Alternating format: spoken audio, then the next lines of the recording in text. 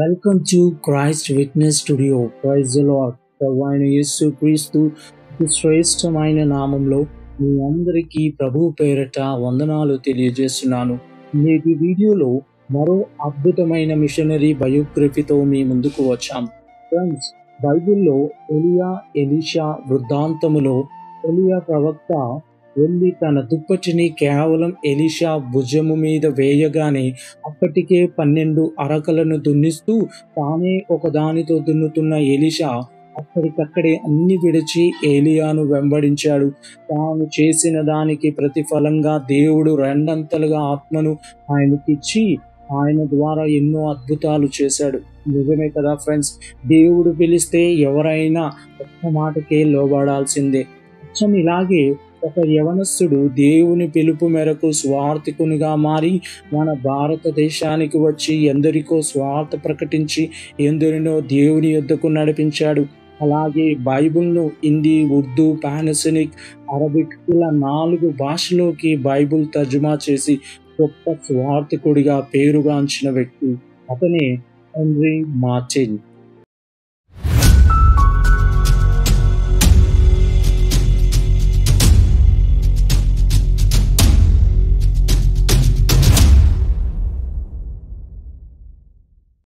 Henry Martin 1781 ఫిబ్రవరి 18న ఇంగ్లాండ్లోని ట్రూరోలో జన్మించాడు.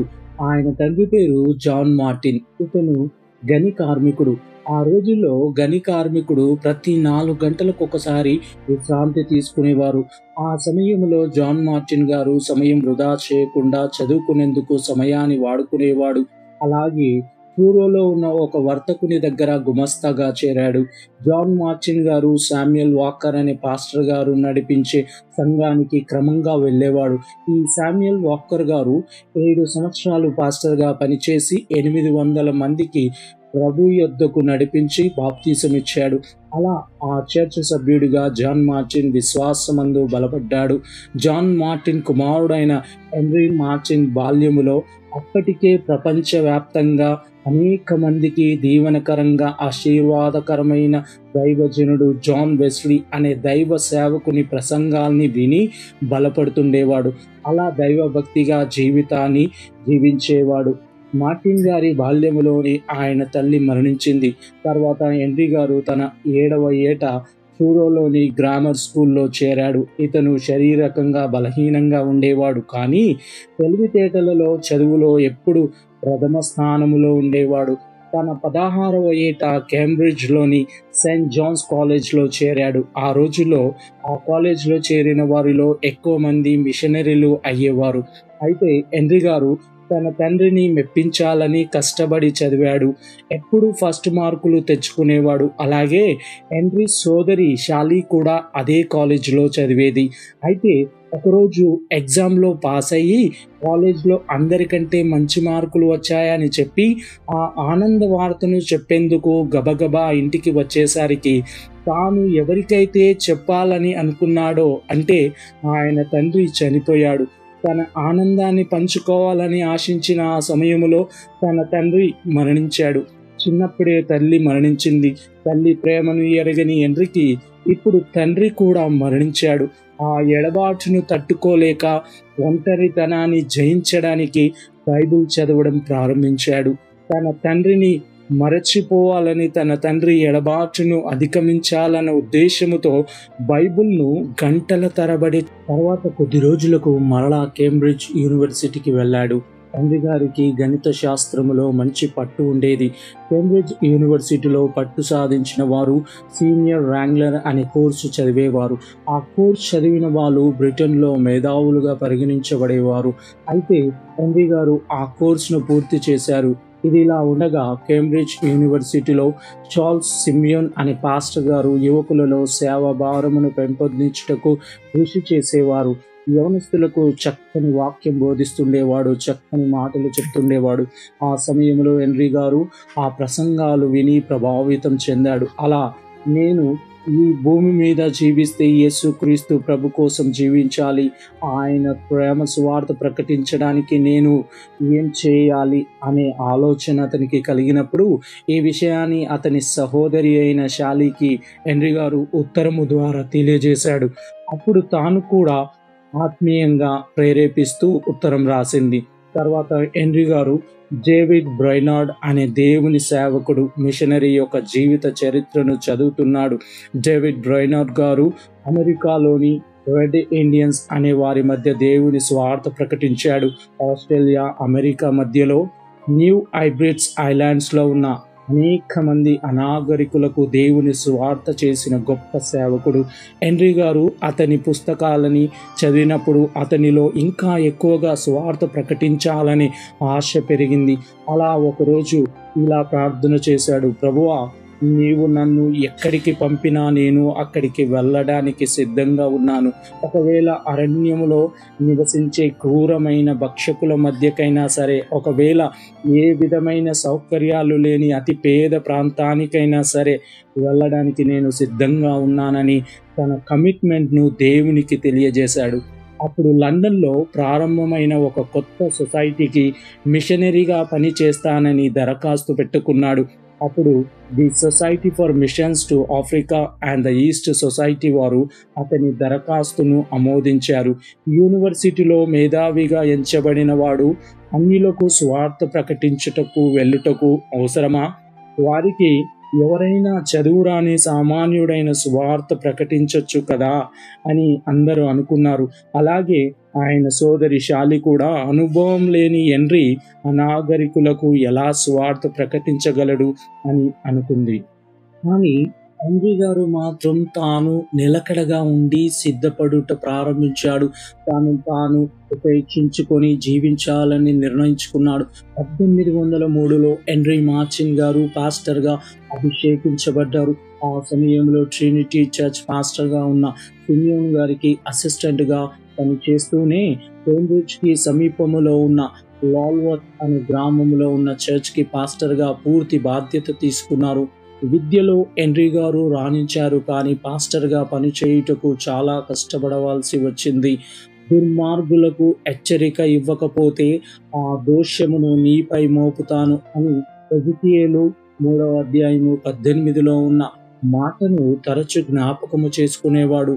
అందువల్ల తనకు కనిపించిన ప్రతి ఒక్కరితో సువార్త పంచుకునేవాడు. ప్రజల పాపములను నిర్భయముగా ఖండించుట వలన అతనికి ఎక్కువ మంది విరోధులుండేవారు. అలాగే ఆయన పాపులను గద్దించిన తర్వాత వారి కొరకు కన్నీటి ప్రార్థన చేసేవారు. అలాగే హెన్రీ గారు మిషనరీగా వెళ్ళాలనే ఆశతో తనని తాను సిద్ధపరుచుకుంటూ లాటిన్లో, ఇబ్రూలో, గ్రీకు భాషలో చాలా ప్రావీణ్యత సంపాదించాడు. మూల భాషలో ప్రావీణ్యత సంపాదించడమే కాకుండా భారతదేశం వెళ్ళి సువార్త సేవ చేయాలనే ఆలోచన కలగగానే భారతదేశంలో ప్రధాన భాష అయిన హిందీ, ఉర్దూ ఇలాంటి భాషల్ని కూడా నేర్చుకోవడం ప్రారంభించాడు. అలా దేవుని చిత్తాన్ని బట్టి ఎట్టకేలకు 1805 ఆగస్టు 31 మార్చిన్ గారు ఇండియాకు ఓడలో బయలుదేరాడు.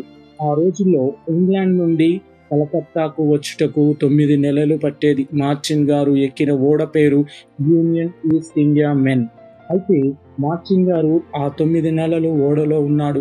ఈ 9 నెలలు ఓడలో ఏం చేయాలని ఆలోచన కలిగినప్పుడు, నేను భారతదేశానికి వెళ్ళి అక్కడ ఎలాగూ సువార్త చెబుతాను, ఆ సువార్తను ఇప్పుడు ప్రారంభించాలని ఆ కదులుచున్న ఓడలో ఉన్న ప్రతి ఒక్కరికి సువార్త ప్రకటించి ప్రతి హృదయాన్ని కదిలించాడు. అలాగే ఓడలో ఇంకా ఉన్న సమయాన్ని వృధా చేయకుండా హిందీ మాటలు నేర్చుకుంటూ ఉండేవాడు. అలాగే ఈయన గణిత శాస్త్రంలో మేధావి కాబట్టి ఆ ఓడలో ఉన్న కొంతమంది విద్యార్థులకు అర్థం కాని గణిత శాస్త్ర విషయములను చెప్పుట వలన వారి అభిమానమును పొందుకునేవాడు. మార్చిన్ గారు ప్రయాణిస్తున్న ఓడ సౌత్ ఆఫ్రికాలోని కేప్ టౌన్ అనే ప్లేస్లో బొగ్గు కొరకు ఆగినప్పుడు అక్కడ పనిచేస్తున్న ఒక డచ్ మిషనరీ హార్బర్లో కనిపించాడు. ఆ మిషనరీ పేరు వార్జర్ కెంప్. అతను హెన్రీ గారికి కాలేజ్లో స్నేహితుడు. అప్పుడు హెన్రీ గారు ఆయనతో ఇలా అడిగారు, నీవు మిషనరీగా వచ్చినందుకు బాధపడుతున్నావా? వేరే మంచి ఉద్యోగం వస్తే వెళ్ళిపోతావా అని ప్రశ్నించాడు. అప్పుడు కేంప్ గారు సమాధానం చెబుతూ, నాకు బ్రిటిష్ రాజ్యమంతా ఇస్తానన్నా నేను ఈ నా దేవుని సేవ మానుటకు ఒప్పుకోను అని అన్నాడు. అప్పుడు ఆ మాటలు విన్న హెన్రీ గారు చాలా ప్రోత్సహించబడ్డారు. అలాగే ఓడలో ఒకరోజు విపరీతమైన తుఫాను, గాలి, వాన అంతా కూడా వచ్చింది. ఆ సమయంలో అందరూ కూడా వామిటింగ్స్ చేసుకుంటున్నారు. అలల ఉద్రిక్తతకు ఓడంతా వికాలమైపోతుంటే ఒక ఆయన దగ్గరికి వచ్చి అన్నాడు, నేను అనుకుంటున్నాను నీవిప్పుడు నిరుత్సాహపడుతున్నావని. దేవుని సేవకు అనవసరంగా వచ్చాను, ఇండియాకు అనవసరంగా వెళ్తున్నాను, దేవుని సేవకు అనవసరంగా వచ్చానని బాధపడుతున్నావు కదా అని అడిగితే, అప్పుడు హెన్రీ గారు ఏమన్నారంటే, సోదరా, నేనే మాత్రము బాధపడటం లేదు. హెన్రీ గారి స్నేహితుడు చెప్పిన సమాధానం ఇతను కూడా చెబుతూ, బ్రిటిష్ రాజ్యమంతా నాకు రాసిచ్చినా ఇంత ఆనందం నాకు ఉండదేమో. యేసు ప్రభు సేవ చేస్తాను అన్న ఆనందం నా హృదయములో చాలా ఉంది అని దేవుని మహిమపరిచాడు. ఒక సంవత్సరం తర్వాత అనగా 1806 ఏప్రిల్ 21న కలకత్తాకు వెళ్లాల్సిన ఓడ మద్రాసుకు వచ్చింది. అక్కడ అనేకులు విగ్రహాలకు పూజించడం చూసి హెన్రీ గారి గుండె పగిలిపోయింది. ఏడవడం ప్రారంభించాడు. ఆత్మల రక్షణ కోసం తప్పించిపోయాడు. దేవుని సన్నిధిలో మోకరించి ఇలా చెబుతున్నాడు, ఆత్మల పట్ల నాకున్న భారం 10 రెట్లు పెరిగింది. ఒకవేళ భారతదేశానికి ప్రయోజనకరంగా ఉంటుంది అనుకుంటే నా దేహాన్ని చీల్చి నా రక్తం ఇచ్చేస్తాను. భారతదేశం రక్షింపబడుతుంది అనుకుంటే దానికి కూడా నేను సిద్ధమే అని తాను సిద్ధపరుచుకున్నాడు. ఆ తర్వాత 1806 మే 14న హెన్రీ గారు కలకత్తాకు వెళ్ళి విలియం కేరీ గారిని కలుసుకున్నాడు. అలా దేవుని స్వార్థ ప్రకటించటానికి విలియం కేరీతో చేతులు కలిపాడు. అప్పటి నుంచి స్ఫూర్తిని పొంది ఎన్నో సంవత్సరాలు రాత్రి పగలు ప్రయాసపడి దేవుని వాక్యాన్ని తర్జుమా చేశాడు. రోజుకు 18 గంటలు కష్టపడి రాత్రంతా స్వార్థ ప్రకటిస్తూ ఉదయమంతా బైబుల్ తర్జుమా చేస్తూ హిందీ, ఉర్దూ భాషలోకి తర్జుమా చేయడమే కాక అరబిక్, పానసనిక్ భాషలోనికి ఇలా 4 భాషల్లో బైబుల్ తర్జుమా చేశాడు. అక్కడ ఆయన అనేక మంది సూర్యుని పూజించడం చూశాడు. సూర్యోదయం జరిగినప్పుడు ఆ సూర్యుని ముందు నిలబడి రకరకాల శ్లోకాలు పాడి సూర్య దేవుణ్ణి ఆరాధించే వారిని చూసి ఇలా అన్నాడు, మన ఇంట్లో క్రోవత్తి పెట్టుకుంటే ఎలాంటి వెలుగు మన ఇంటికి ఇస్తుందో ఈ సృష్టిలో కూడా సూర్యుడు ఒక క్రోవత్తి లాంటి వాడే. నాకు తెలిసి నేను మా ఇంట్లో క్రోవత్తికి ఆరాధన చేయలేదు. సృష్టిలో ఉన్న సూర్యుని కూడా ఆరాధన చేయకూడదని దేవుని స్వార్థ ప్రకటించాడు. కలకత్తాలో అనేక మంది ఐరోపా దేశస్థులు నివసిస్తున్నారు. వారిలో మార్టిన్ స్నేహితుడు డేవిడ్ బ్రౌన్ ఉన్నారు. ఒకరోజు డేవిడ్ బ్రౌన్ గారు మార్టిన్ గారిని తన సంఘములో ప్రసంగం చేయమని ఆహ్వానించారు. ఆ సమయంలో మార్టిన్ గారు 1 కొరింథీయుల పత్రిక 1వ అధ్యాయము 23వ వచనం, అయితే మేము సిలువ వేయబడిన క్రీస్తును ప్రకటించుచున్నాము అనే అంశముపై ప్రసంగించాడు. అప్పుడు ప్రసంగం విన్న వారందరూ కదిలించబడి వారి హృదయాలలో గొప్ప ఆనందము కలిగి ఉన్నారు. అలాగే ఆ రోజుల్లో రైళ్లు, బస్సులు లేనందున మార్టిన్ గారు స్వార్థ ప్రకటించడానికి దూర ప్రాంతాలకు గుర్రపు బండిలో ప్రయాణం చేసేవాడు. అలా ప్రయాణం చేయడం వలన అలసిపోయి శరీరము సహకరించకపోయేది. అయినా కూడా స్వార్థ పని మానకుండా ఉండేవాడు. ఒకరోజు హెన్రీ గారి సోదరి షాలీ గారు మరణించారని వార్త తెలియగానే మనసులో ఎంతో బాధపడ్డాడు. 1808 మార్చి నెలలో కొత్త నిబంధనను ఉర్దూ భాషలో తర్జుమా చేయుట పూర్తి చేశాడు. 1809 ఏప్రిల్ నెలలో కాన్పూర్ వెళ్ళాడు. అయితే ఆ సమయంలో అక్కడ ఎండలు అధికంగా ఉండడంతో మార్టిన్ గారు సొమ్మసిల్లి పడిపోయారు. అప్పుడు మిలిటరీలో పనిచేసే షేర్వుడ్ అనే వ్యక్తి ఇంటిలో మార్టిన్కు ఆశ్రయం కల్పించారు. అలా 10 రోజుల పాటు జ్వరముతో, ఛాతీలో నొప్పితో మార్టిన్ ఎంతో బాధపడ్డాడు. తర్వాత కొంచెం స్వస్థత కలిగగానే అక్కడ ఉన్న 1000 మంది సైనికులకు సువార్త ప్రకటించాడు. అలాగే హెన్రీ గారి కృషి వలన 71 మంది హిందువులు, ముస్లింలు బాప్తీసము తీసుకున్నారు. తర్వాత కాలములో వారిలో కొందరు మిషనరీలుగా స్థిరపడ్డారు. అలాగే ప్రతి ఆదివారము 4 కూడికలను నడిపించుట వలన హెన్రీ గారు బాగా అలసిపోయేవారు. ఛాతీలో నొప్పి ఎక్కువ అయ్యేది. అతనికి వంశ పారంపర్యంగా ఆ నొప్పి వచ్చేది. దాని వలన హెన్రీ గారి తండ్రి మరణించాడు. అలాగే చెల్లెలు మరణించింది. అలా మార్టిన్ హెన్రీకి కూడా ఛాతీ నొప్పి తరచుగా వస్తుండడంతో అతని శ్రేయోభిలాషులందరూ ఇండియాకు వెళ్ళవచ్చు కదా అనేవారు, బ్రతిమలాడేవారు. కానీ మార్టిన్ గారు వారి మాట వినకుండా అలా అనేక ప్రాంతాలు తిరుగుతూ సువార్త ప్రకటిస్తూ చివరికి టోకాట్ అనే గ్రామము చేరుకుని 1812 అక్టోబర్ 16న ప్రభువునందు నిద్రించారు. ఆ సమయంలో అక్కడ ఉన్న పాస్టర్ గారు ఆయనకు సమాధి కార్యక్రమమును నిర్వహించారు. అలాగే హెన్రీ గారి సమాధిపై ఇలా రాశారు: తూర్పు దేశాల్లో ఇతను చేసిన సేవ చాలా గొప్పది. తూర్పు దేశాలు ఉన్నంతకాలం ఇతడు చిరస్మరణీయుడే అని రాశారు.